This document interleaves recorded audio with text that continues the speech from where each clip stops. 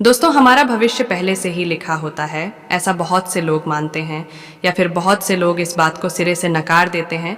यह सवाल हमेशा बहस का विषय बना रहता है।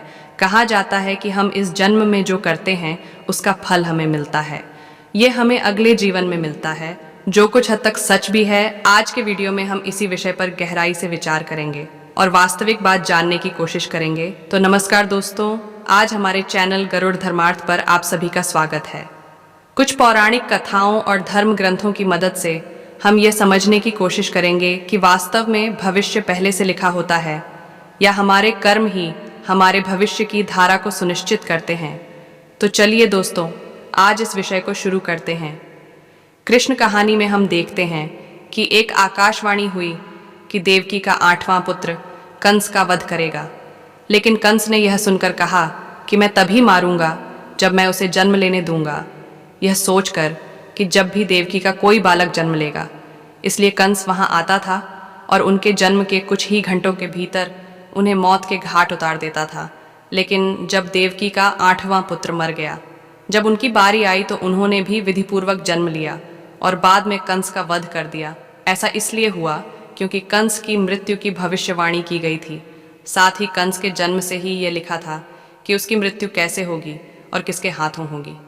इतना ही नहीं दोस्तों, इस दुनिया में जिसने भी जन्म लिया है उसका भविष्य पहले से ही लिखा होता है।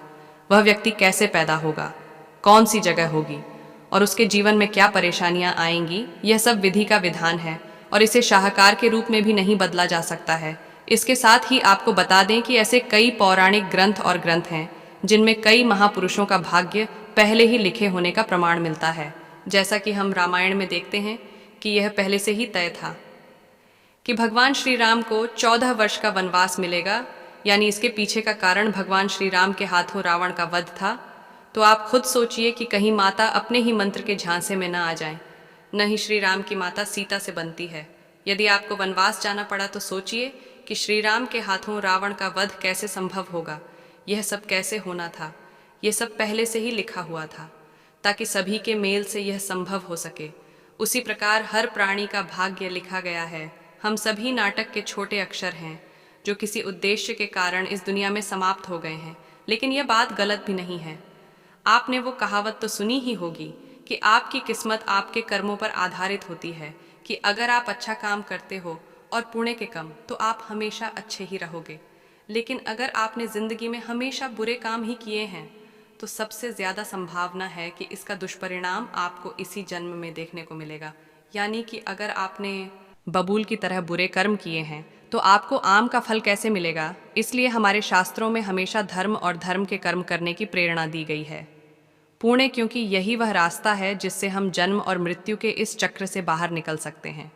बुरे कर्म करने वालों को भगवान के चरणों में भी जगह नहीं मिलती है। इतना ही नहीं दोस्तों, तुलसीदास जी ने एक चौपाई में यह भी स्पष्ट रूप से कहा है कि कर्म ही प्रधान है, अर्थात मनुष्य जैसा कर्म करेगा वैसा ही उसे धन मिलेगा। इससे एक बात सामने आती है कि पांडुपुत्र कर्ण अर्जुन के हाथों मारा गया था। अर्जुन ने कहा था कि माधव मेरे हाथ छोटे रखो, और तुमने क्या वध लिखा है, मेरा अपना श्रेष्ठ मेरे हाथ में, ये कैसा भाग्य। इस पर श्री कृष्ण ने कहा, मैं पांडु का पुत्र कौन हूँ।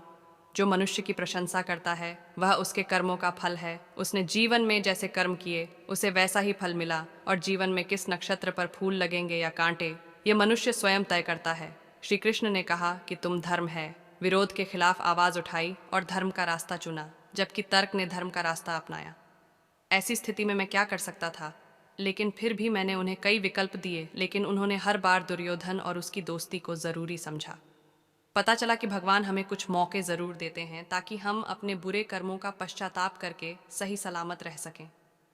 लेकिन अंत में मैं यही कहना चाहूँगा कि हमारा भविष्य तो लिखा हुआ है, लेकिन हमें अपने कर्मों के आधार पर ही मिलता है फल। और अगर हम अच्छे कर्म करेंगे तो हमें मानसिक शांति और जीवन में खुशी मिलेगी। अगर हम बुरे कर्म करते हैं तो उसका दुष्परिणाम हमें इसी जन्म में देखने को मिलता है और उसका असर अगले जन्म पर ज़रूर पड़ता है।